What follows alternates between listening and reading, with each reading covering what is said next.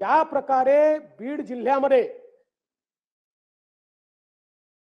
अराजकाचं राज्य तयार करण्याचा प्रयत्न होतोय आणि विशेषतः काही सदस्यांनी सांगितलं, सुरेश अण्णांनी देखील सांगितलं, कोणावरही 307 लावायच्या, कोणावरही वेगवेगळ्या केसेस लावायच्या. मला असं वाटतं की अतिशय चुकीचं या ठिकाणी घडतं आहे आणि पोलीस प्रशासनाची जबाबदारीच आहे.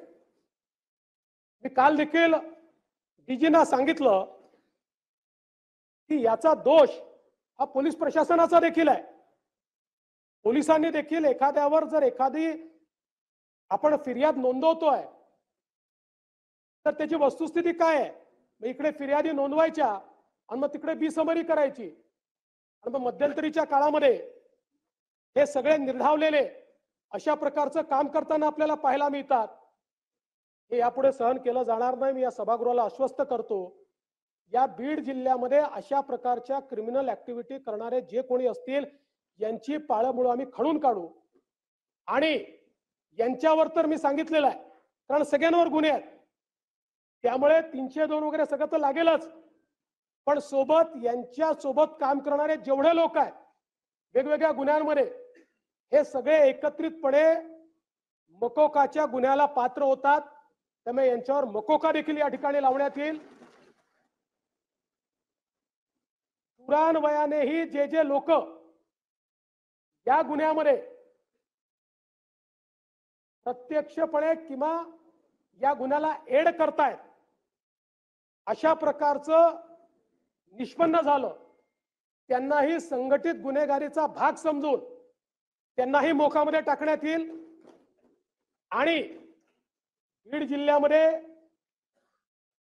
वाळू माफिया, बीड जिल्ह्यामध्ये या ठिकाणी वेगवेगळ्या उद्योगांना त्रास देणारे अशा प्रकारचे जे लोक आहेत, भूमाफिया पण असतील, एक मोहीम हातामध्ये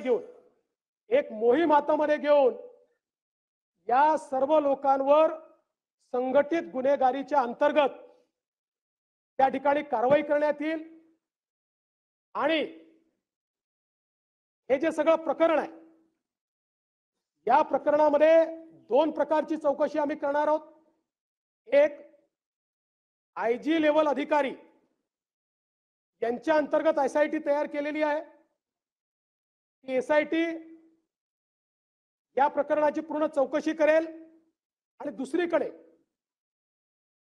कारण शेवटी एसआयटी चौकशी करताना गुन्ह्याच्या अनुषंगाने करते, इकोसिस्टीमच्या अनुषंगाने चौकशी झाली पाहिजे, म्हणून न्यायालयीन चौकशी देखील या संपूर्ण प्रकरणाची या ठिकाणी केली जाईल.